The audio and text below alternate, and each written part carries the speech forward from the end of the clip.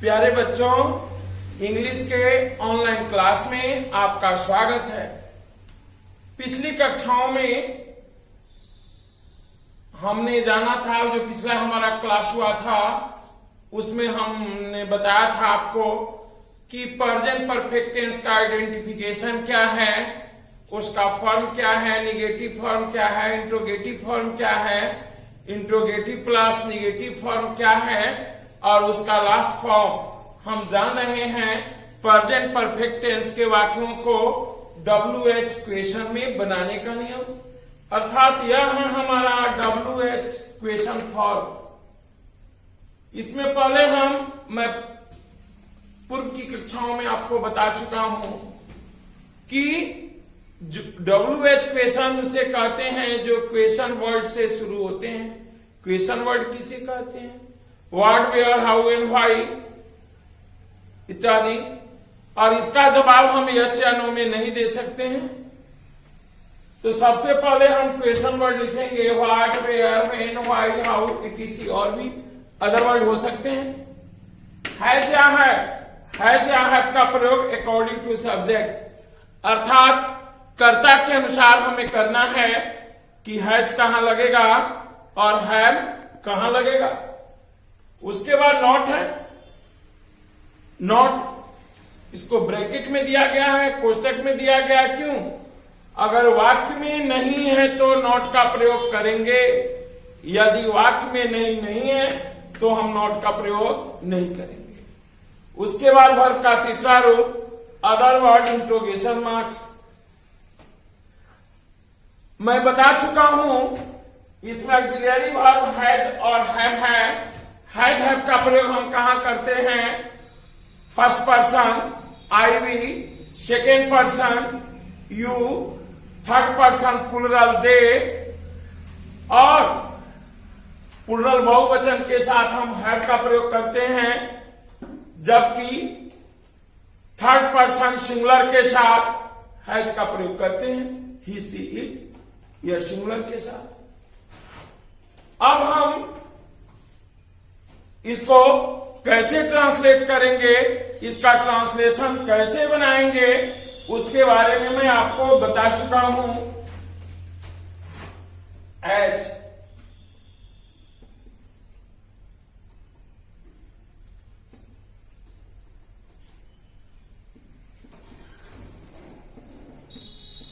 आप लोग कब कॉलेज गए हैं? जैसे मैं इसका आइडेंटिफिकेशन बता चुका हूं, या है, ई है, ए है, या चुका है, चुकी है, चुके हैं। तो आप लोग कब कॉलेज गए हैं? सबसे पहले हम कब का इंग्लिश लिखेंगे। कब का होगा व्हेन।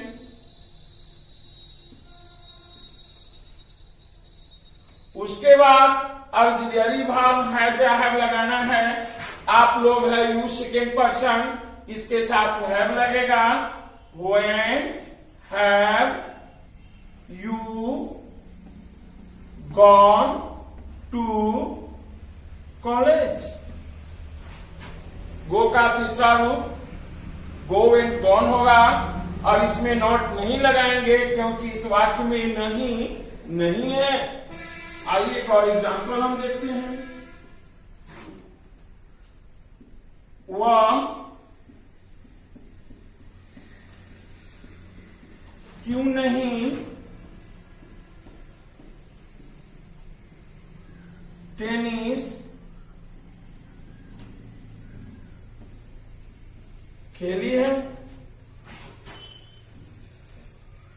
क्यों का अंग्रेजी देखेंगे वाई।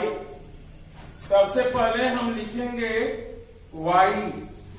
वह थर्ड पर्सन है, सिंगुलर है, तो उसके साथ हैज लगेगा। Why has. सब्जेक्ट हो गया सी। इस वाक्य में नहीं है तो यहां हम नॉट का प्रयोग करेंगे। नॉट प्ले का तीसरा रूप, क्योंकि हमें अब लिखना है भीतरी। प्लेट अदर वर्ड हो गया tennis. Why has she not played tennis? एक और एग्जाम्पल लेंगे।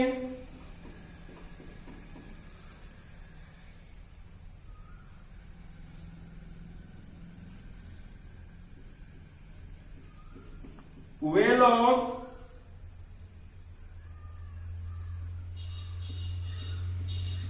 कैसे ताजमहल देख चुके हैं। पहले हम कैसे का लिखेंगे, how have they, see means देखना होता है, सी का तीसरा रूप सी सौ शीन, शीन द ताज महल। इस तरह हम WH क्वेश्चन फॉर्म के माध्यम से स्पोकन भी कर सकते हैं। तुम कब गए हो, तुम कहां गए हो, तुम क्यों गए हो, इस तरह के वाक्यों का हम ट्रांसलेशन बिल्कुल आसानी से इस पैटर्न पर, इस स्ट्रक्चर पर बना सकते हैं। अब आप एक वाक्य को कई तरह से बना सकते हैं, statement, negative, interrogative, interrogative plus negative, WH question. जैसे मैं ताजमहल देख चुका हूं, मैं ताजमहल नहीं देख चुका हूं, क्या मैं ताजमहल देख चुका हूं, क्या मैं ताजमहल नहीं देख चुका हूं, मैं ताजमहल कब देख चुका हूं, मैं ताजमहल कैसे देख चुका हूं, मैं क्यों नहीं ताजमहल देखा हूं। अब एक वाक्य को आप सिर्फ कई तरह से बना सकते हैं। ये बनाने से आपका ब्रेन डेवलप होगा और आप इजिली वे में, बहुत ही आसानी तरीके से आप स्पोकन कर सकते हैं। धीरे धीरे अपने क्रियाकलाप को आगे बढ़ाइएगा, तब आप एक दूसरे से अंग्रेजी में बातचीत कर सकते हैं। अब हम इसका यूज जानेंगे, use of present perfect tense, यानी पूर्ण वर्तमान काल का प्रयोग हम कहां कहां करते हैं। हाँ, तो अब हम लोग प्रेजेंट परफेक्ट टेंस का प्रयोग जान रहे हैं कि हम प्रेजेंट परफेक्ट टेंस का प्रयोग कहां करते हैं, क्योंकि हम लोग का चल रहा है टाइम एंड टेंस। तो प्रेजेंट परफेक्ट टेंस के प्रयोग में मैं आपको बता रहा हूं उसका पहला प्रयोग है कि बोलने के साथ समाप्त हुए कार्य को बताने हेतु प्रेजेंट परफेक्ट टेंस का प्रयोग किया जाता है। जैसे अब हम उदाहरण देखेंगे।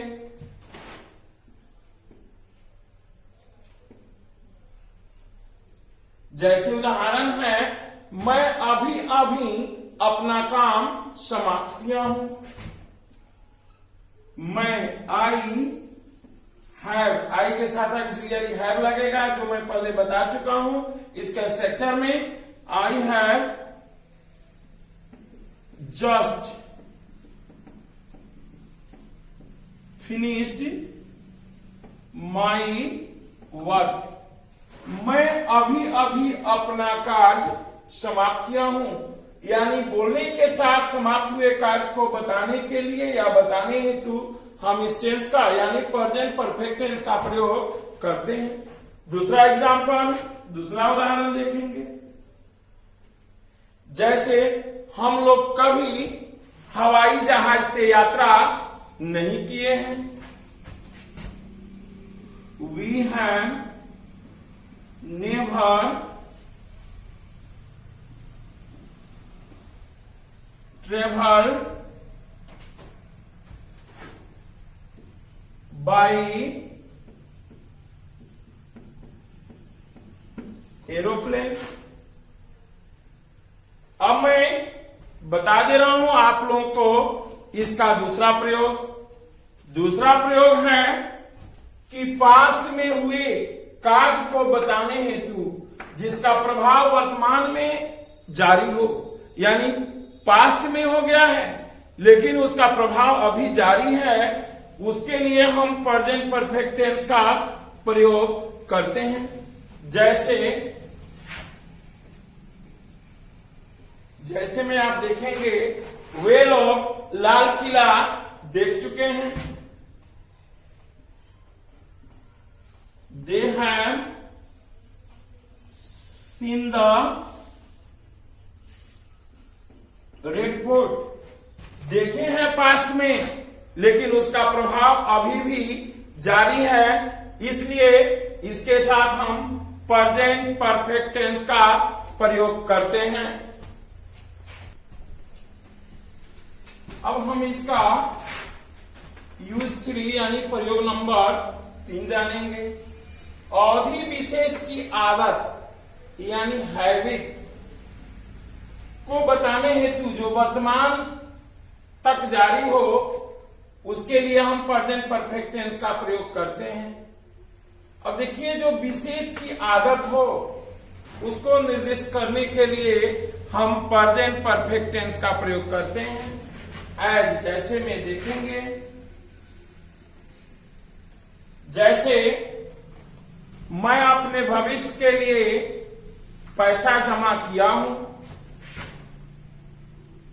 I have deposited money for my future. यह एक विशेष किसी चीज अवधि विशेष है जो एक आदत को भी निर्दिष्ट करता है। मैं पैसा जमा किया हूं अपने भविष्य के लिए, तो इसके लिए भी हम इस टेंस का प्रयोग करते हैं। I have deposited money for my future. एक और उदाहरण देखिए, भारत महात्मा गांधी को नहीं भूला है। India has not forgotten Mahatma Gandhi. इस तरह अब आप जान सकते हैं कि अवधि विशेष की आदत हेतु जो वर्तमान तक जारी हो, उसके लिए हम प्रेजेंट परफेक्ट टेंस का प्रयोग करते हैं। अब हम देखेंगे यूज 4 प्रयोग नंबर 4।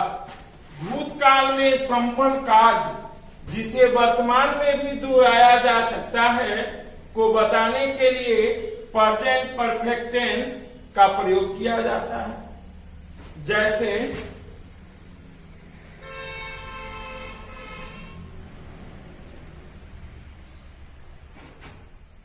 पहला उदाहरण देखिए, वह कई कविताओं का संग्रह किया है। लिखा है he has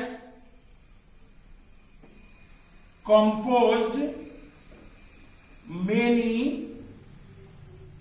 poems.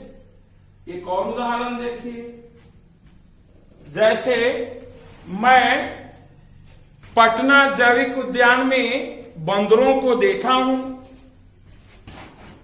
I have seen monkeys in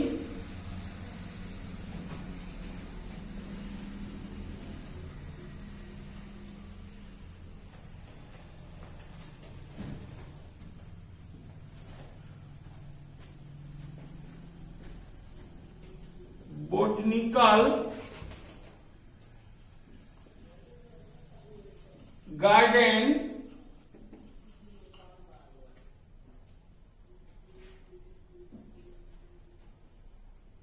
Patna.